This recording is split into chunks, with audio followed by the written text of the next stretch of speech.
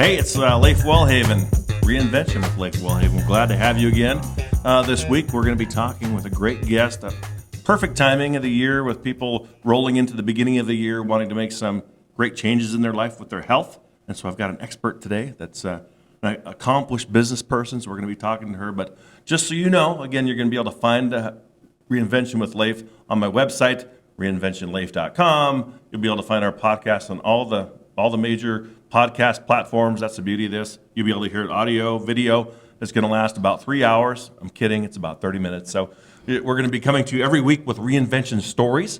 You heard me talk the very first time about my reinvention, but more importantly, we want to hear about what you want to hear about. We want to hear personalities, these amazing people that have stories of reinvention, and today we've got a perfect one. This is going to be so awesome. I'm excited to hear from her. So this is my friend Nicole Griffith. She has a company called Well Paired right here in Billings, Montana, with a couple locations, right? And the cool thing about Nicole, she's so chill, easygoing. I texted her like yesterday and said, "How do you feel about being on a podcast tomorrow?" She's like, "Sure, let's do it." So I appreciate you doing that, Nicole. Absolutely. Really do. Thank you for having me. I'm excited to be here. Yeah. So tell us a little bit about your business. What's going on with Well Paired? Sure. Well, if you don't know us, we have 2 locations in town. So we have one on 24th and Broadwater, and then our second location is next to Walker's on 27th and 1st downtown.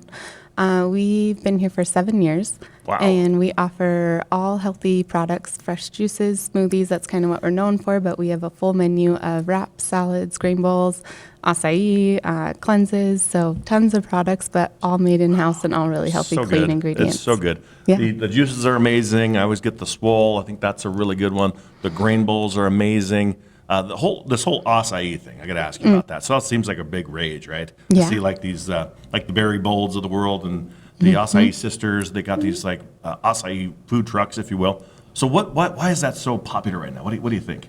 Oh, I think it's the color and the fun. Like there's tons of ingredients and lots of toppings, and we make ours with house-made granola and maple syrup, so there's no added sugar, but they're just sweet and delicious, and you could have them for dessert. It could be breakfast. It really has no meal time, so I think people just love Perfect. that. I love it.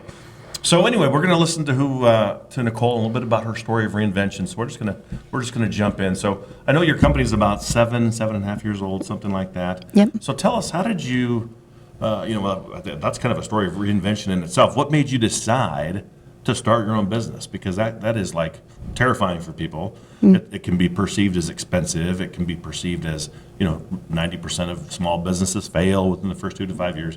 What made you decide to just reinvent yourself and start your business?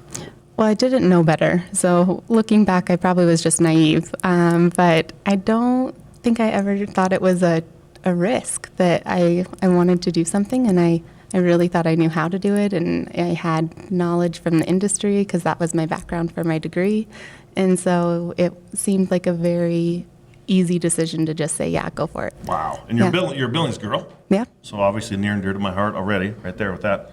So you started this business, and I don't know, and this is not a sexist statement at all, but obviously a lot of businesses, you don't see a ton of women in there, more and more all the time, and I'm all about empowering women and women in business, and I totally support all that. What made you decide as a female like this? Did you see that as a hurdle at all, or was it just natural, I'm just going to jump in and go? Yeah, it wasn't a hurdle on the top of my mind when I started. It became one, and Sure. it's something we've definitely overcome and still fight against all the time. There aren't a lot of female-owned businesses that are doing the kind of sales we are, so the capital and the money that we need to grow isn't freely there. But it's a nice challenge. It makes me feel almost more empowered to continue moving forward. Like you told me I couldn't, and I'm gonna. So I like that. I love that. I have to kind of fight that grit. Yeah. No, that is huge. Yeah. So at that time, what was going on in your life? I mean, what did you have going on, and you just decided, yeah, I'm gonna do this business? I mean, I guess what I'm asking, I always take people back to this, is what's your why? Why do you go to work? Why do you start a business? Why do you want to lose weight? Why do you want to get healthy? Why do you want to get out of debt? Why do you want to have better relationships? So for you, why, and I know you have a business partner, which is your grandmother, why did you guys decide this is what we're going to do? We're going to do juice, and we're going to do all these healthy things. What was your why? Yeah, our why at the time, it's changed for me now and like why I want the company to grow and keep growing. But at the time, it was really a need-based decision where I knew health and wellness. I had always had a huge passion for it. My degree was in exercise science, and I really struggled to eat well here. And I knew that if I was struggling and I knew all the tips and tricks and everything that I could do, that the people that had not as much information had to be struggling even more. So we went into it with a little bit of a niche concept of more juices and smoothies to start, but it really elaborated and went more into food as we kind of grew because that was where the need was for our community. I love that. I've heard that said many times where if you identify a need and you fill it, that you can be successful. And so that's your classic example of that you identified that. Yeah. Awesome. So we talked about your why. So how did you do it? What did did you have to go get a loan? Did you have to write a business plan? Did you have to go to the bank? I mean, tell us how did you do it? Well, I intended to go to the bank and get a loan.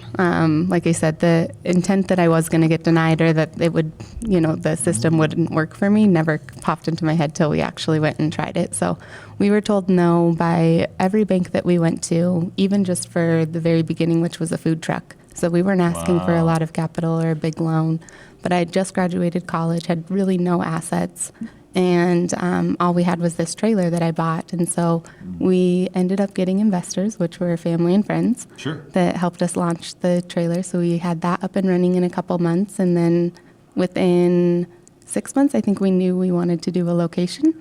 So we had to go back, asked for more money, got denied again. So we did the same thing, another friends and family round of investment, and got more money and opened up the location. And that's kind of been our model. Sure. Yeah, of just really asking others. Very risky, obviously, but you believed in it. And you had the why was big enough. And I talk about that a lot, that if the why is big enough, the how doesn't really matter. You'll just figure it out, right? Yep. And I think you guys are a classic story of that, right? Yeah. So you talked a little bit about you've got your grandmother, and you had family and friends. Obviously, when you do this reinvention and you start a business, there has to be what I would call a support system, right? Who was your support system then, and who is it now? Yeah, my grandma's definitely been my biggest supporter. She's always believed in me, and she's been a partner of the business, but she's never doubted my vision or where I wanted to see the company grow. So anything that we struggled with or had to make a decision on, she was my sounding board. My brother is our general manager and also our chef now, so he's been a huge part of the company ever since he decided to take on that role. Right. Yeah. Right. And I think I was asking her about him before we started the show. I've seen him in the stores, and he's always just got this ball of energy. He's just amazing, and he looks like he's 12, and that's a compliment. And so do you. And I think I said about your grandmother, I thought it was her mother, literally. So they have this anti-aging gene, which maybe it's the acai and the juices. Yes, it's all she's about got the it juice. all. Yeah, absolutely. So how did they help you? So I mean, obviously, some of them helped financially and moral support. How else did you find that support from your support system?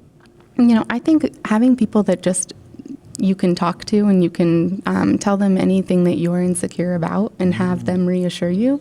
Most of the time we get in our own ways or get in our own heads or put ourselves in a box of we can't do this. And so I really think that more than anything, they just believed in me and helped me kind of find my path. But other business owners, other businesses in town, all of that's inspiration, and all of those are really great supporters too. Wow, that is really well said. I really like that you said they supported you no matter what. Sometimes when you have people that are close to you, sometimes they don't always want your success because it makes them uncomfortable. Just like when I talked about my story of reinvention, there was 1 year after I lost all the weight. The next year I decided I was going to quit drinking for a year. And so to quit drinking every day for a year, I mean, that's like a lot, And so I remember there was friends of mine that all of a sudden they weren't hanging out with me. They didn't invite me along, these kinds of things, because I was kind of the life of the party. Oh, Leif will buy drinks. He'll be the fun. But I was still fun. I mean, trust me, I can find fun anywhere. But I was just like, they just looked at it differently. And I was like, do they really want my success or do they not? And so it's That's just hard. it was really hard. Yeah. It's just really interesting how that comes about. But as I look at your company now, you've got the second location in downtown Billings, which to me also was probably a risk because sometimes you see businesses moving from downtown to the West End or somewhere else. And of course, being a Billings guy, you being a Billings girl, I love to see downtown Billings thrive. I think thriving from the inside out is always good. I agree. Yep. So you got that second location. Tell us about how that's been, because obviously you probably had to change some things because it's different. Yeah. Different, the demographic, different needs, different hours, all those kinds of things. Talk about that. Yeah, two completely different clienteles from downtown to West End. And all the businesses I know that have the two locations say the same thing. So we won Battle of the Plans. That was part of why we went downtown, because it was a revitalization program that was meant to encourage new businesses downtown. And then there was also some expansion awards in that same competition. But we knew we wanted to be a really great lunch spot, and we thought the same thing when we opened our West End. There wasn't a ton of healthy food for downtown workers. Right.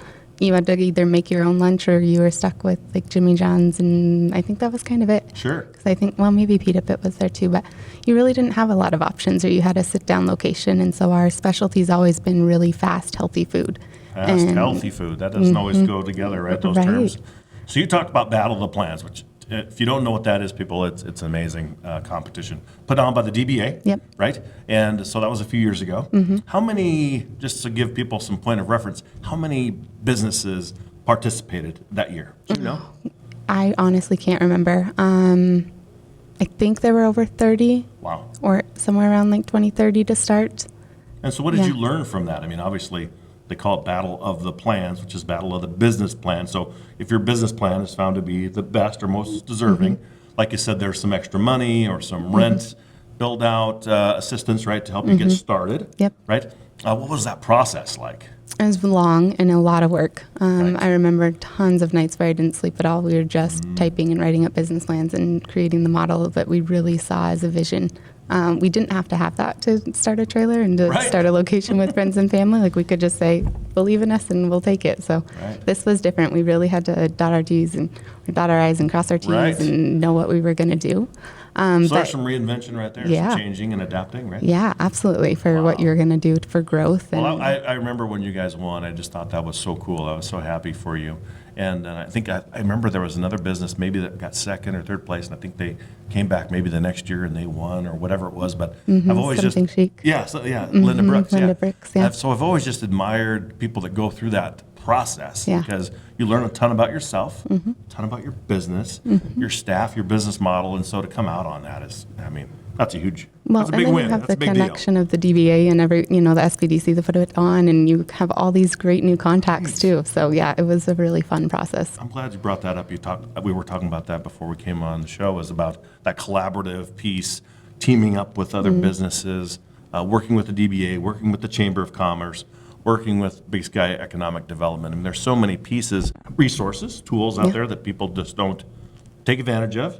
Like you and I talked about, people tend to operate in a silo. Yeah. This is what I do. This is my bubble. Don't come in it.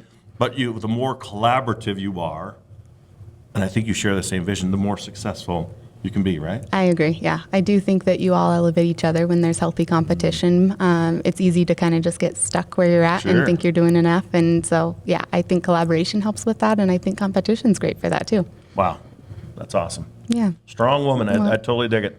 So tell us a little bit more about some of the products. I mean, obviously, I know they're fresh, they're healthy. I mean, that's really what the cornerstone of your business. So talk about that. I know you said you have like a no list of ingredients. Talk about that a little bit. Yeah. So we started with just this concept that we wanted food to be simple. I really didn't like all the additives that were in everything that I was finding. So our goal was to take out all of the additives that you didn't know, whether it was carcinogens or additive flavors, artificial colors, artificial sweeteners, a lot of preservatives. We just didn't want any of it in the food that we ate, so we wanted to take it out. So we make a lot of stuff in-house in order to make that happen. We make all of our own dressings, we make our own croutons, we make our own like candied walnuts and our own granola. Wow. We roast all of our own ingredients, so we don't buy really frozen or anything from the package, and make all that in-house. So there's a lot of cooking all day long that we Boy, I do. get a lot of prep. Holy Yeah. moly. But we have a really clean list, and we're really proud of what we can put in the stores, and we know what's in everything, and so we can tell the customers exactly what's in everything, and it really allows us to say, yeah, we have a great clean product, and we could stand behind it, and so can you. When I first met you, there was a friend of mine who worked out at Anytime Fitness, which was right next to your first location. And so she says, hey, why don't we run over and we'll grab this smoothie over here at Baird? And we run over there and I'm getting it. And I look at the no list of ingredients or whatever, and I'm like, well, there's no sugar, there's no color, there's no fun. Well, this is not going to be any good. And so she's like, just trust me. Get him the swole, get him this, get him that. And, do you want like, I don't know, it was like peanut butter or like almond butter? I'm like, what's an almond butter? Anyway, so they educated me, and it tasted amazing. It tasted just like a milkshake, and it was a whole lot better for me, right? But that was kind of my introduction to your company, and so. I love that. Yeah. It's kind of fun. Well, because most people don't think that healthy can taste good too. Right. So I love that McDonald's is around the corner. Why are we not going there? But anyway. So another part of the reinvention, we talked about the Battle of the Plans, which was a huge victory. Going to downtown, you're expanding this health and wellness piece. You're meeting the needs of the community. But obviously things have changed recently. And one of the things I've noticed in your location is now that you can actually get some alcohol, right? I can get like a beer or something when I'm dining in. What was the motivation or the reinvention behind offering that? Yeah, well, we started that before COVID happened. So there was an intent that we'd have like a better patio season and more events indoors, but we also wanted to be able to cater more events. Sure. So weddings or corporate events, and do anything that was off-site in that regard. And so we knew we kind of had to be a full service venue to be able to do that. So beer and wine kind of went with it if we wanted to do events. So you go from a juice truck, food truck, to 2 locations, then now we're catering and we're getting an alcohol license. I mean, to me, that's huge transformation. I don't know if you probably didn't see that all in the beginning. No. But like you said, the why and all those things change and evolve, right? They do, yep. Awesome. And even though beer and wine doesn't really fit necessarily in a healthy diet every day, it still fits everything in moderation. It's a nice compliment. Yep. I've been to the downtown location. I thought, gosh, it is kind of, it's 5 o'clock somewhere. I think I will have a beer. And it's just been a really nice touch. So I can see how that's been a nice addition for you guys. We'll see how it goes after COVID happens and people come back downtown. Exactly. So you got the great foods, I know what I wanted to ask about is your staff. Okay. So your staff to me is like off the charts. They're always excited to see me, even though they probably don't know me. I like to think everybody does, but they don't. But they're always just happy. They're always on fire. They're always just, very customer service oriented. And I'm not just saying that because you're here. It's the God's honest truth. Oh, thank you. How did you foster and cultivate that? Yeah. So this goes back to my why now. My why before was for the community and healthy food, but my why now and why I go to work and why I continue to want to grow the company is for them. I love that we get to be someone's best first job, or that I get to be their first boss or employer, and that we get to really just feed into them. We really try to create roles and jobs and environments where our staff get to grow and excel and not fit them into whatever team member role that we say they are. That happens way too often in corporate America. Well, yeah. And I saw that with the jobs that I worked. I had really great bosses when I was growing up, but I could see that if I didn't have those experiences, I wouldn't be who I am today. So I want to make sure that our staff have those same experiences and that they get to develop their skills with us when it's the best time for them to really play and find out who they are. That's so good, because a lot of, like you said, the jobs I've had in the past, or a lot of typical jobs, is here's the role, here's the square peg, the round hole. I know you're a square peg, but by golly, you're going in that hole. Yeah. And we're going to make it work, and you're going to fit. If you don't fit, well, then you're out of here.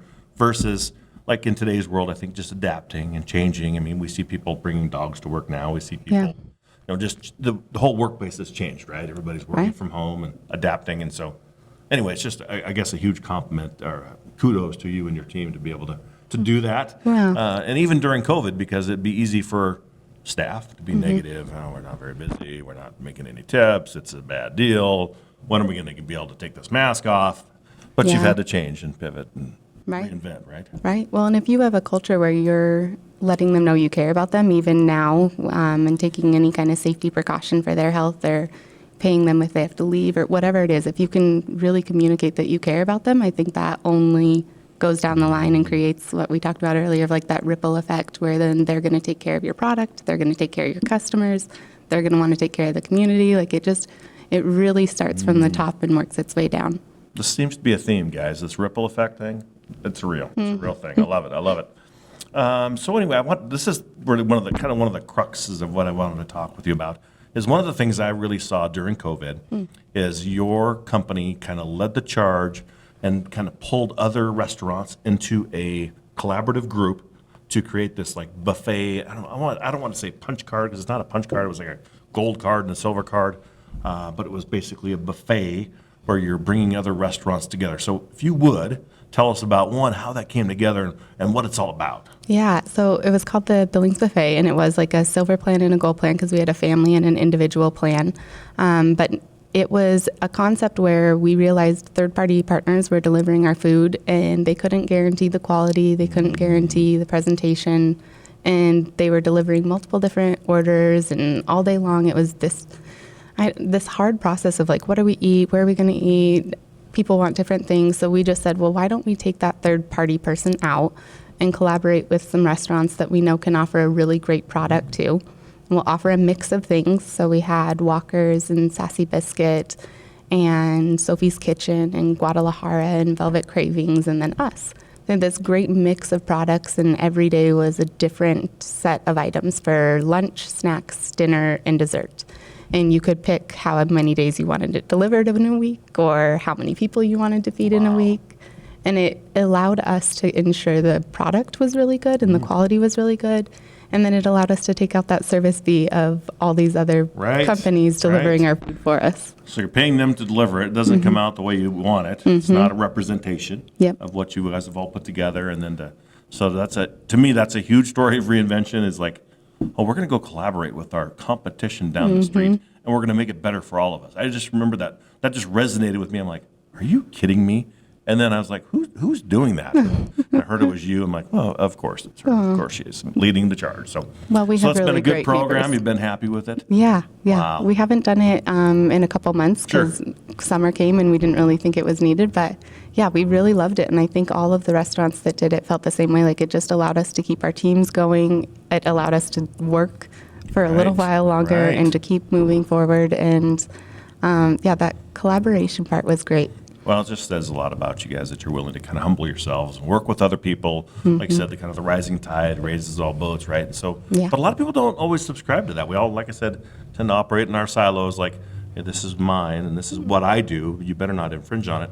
So for you guys to kind of put that together, just said a lot about the downtown business culture, the restaurant, because we all wanted to support restaurants because I always felt so bad. Every time I want like I'm doing a fundraiser or I'm doing a gift basket for an auction. Oh, let's go to Well Paired. Let's ask them for a gift card. Hey, let's go to Walker's. Let's ask them for a free gift card. And I remember seeing all these things on Facebook like, okay, now it's your turn to pay these people back. Support their businesses, buy their business their gift cards and give back to them that have been so generous, right? Right. Well, in the restaurant industry, and I think the U.S. is like the second employer of people. So it's so many people and we don't want any of those to like not have jobs or work. And our main goal was just how can we keep our people staffed and employed and still make enough so that we can pay them. So I think that's how we all felt when we were walking into it is whatever we can do to keep the people working, like let's just do that. Well, and I think, everybody goes back and forth on the mask and whether you should wear one or not. And I've always felt like, well, I may not want to wear it. I don't think anybody wants to, right? But if it's going to help keep the doors open of Well Paired or of Walker's or of Sophie's, then so be it. Right? That's just the way I get it. We all want to have our rights, but that's just my position, people. Let's come tell you that right now. I get it. So business is good now. Tell us about. I know we're still in the midst of COVID, but how are things now? Yeah, I think we're adapting still. I think we're still reinventing, like you said, trying to figure out what's next and where the food industry goes from here, because I don't think any industry will necessarily go back to the way it was or be the same. So we're still playing that by ear. Technology will be a huge part of our platform moving forward, but business is good. We're still kicking open, operating, running. Yep. I noticed when you did the buffet and probably prior to and since then, but you guys have like every time I see an advertisement or a social media post, you're always putting in the link so they can order, like Order Now or order.com or whatever it's called. Yeah. But it just is a link right directly to your website so people can order online. And now you do citywide delivery. We do. Which that's an expense and an investment, right? So, all that just shows your commitment to reinvention. You may not have thought of it as commitment to reinvention. You might have just thought, we're surviving and we're going to change and adapt. But like we talked about before, there's restaurants and businesses that haven't. Yeah. And then unfortunately, you see some of those places close or they're slow or, gosh, and you hate to see any business go out of business. I mean, It's just like the worst. So, so what would your advice be to some of those businesses, maybe not just restaurants, but businesses in general that are struggling with that reinvention piece or the adapting? Gosh, we've done it this way for 50 years, Nicole. Why do we want to change that? I mean, I think that's why even we started having more of a food menu, is that we really listened to our customers on where they needed us to meet them. And we kind of do that with our health concepts all along. We want to meet you where you're at. Like if you're just getting into healthy eating, we're going to figure out a way to make it accessible or affordable, or it's going to taste good enough that you're going to still want to do it. So same thing with this of, if customers aren't wanting to leave their house and they're not comfortable going out, then okay, we'll bring it to you and let's find a way that we can do it safely. And if it's an investment now, then that's okay, because we're going to at least keep you as a customer and keep you healthy and safe. That is so good. That is so good. I love those pieces of advice. So tell us about your grandmother as part of your business. Yep. So what is her role exactly? She's our chief financial officer, Okay, so she still runs our books and does all of our accounting. Everyone calls her grandma, so the whole staff just refers to her as grandma. She does not look like a grandma, I'm just telling you right now. But I went over that earlier, but she's amazing. Yeah, she's a great gal. And then how many people are on your team? We've got about 20. Wow. Yeah. That is amazing. Yeah. That's important. We appreciate that. Obviously, that's a huge commitment in itself, right? You're helping support 20 individuals and families. Yeah, it's fun. Right? Another thing I wanted to touch base on, this I thought was pretty cool. You guys got a designation, a recognition from the Healthy by Design Coalition. And so tell us about that. So for people that don't know. Yeah, I don't know why we didn't apply for it sooner, because this is kind of our concept of just having a healthy work environment. So that's the basis of it, that you have to provide healthy snacks for team meetings. You have to give your staff employees like breaks and paid vacations or time off. What else? You have to implement some kind of healthy wellness component to your trainings or monthly meetings. So we always do yoga sessions, or we'll meet out at a park. A lot of our meetings are outside. So it's just like an active, healthy work environment where we're continuing to foster that moving forward. I love it. That's, again, setting the standard, setting the bar high. I think that's all really good. Well, I know we're kind of getting ready to wrap up. What's next for you? I mean, that's I always like to ask people, well, now that you're killing it, what's next? So you guys are killing it, and you're adapting, you're changing, you're reinventing. What's next for you, and what's next for Well Paired?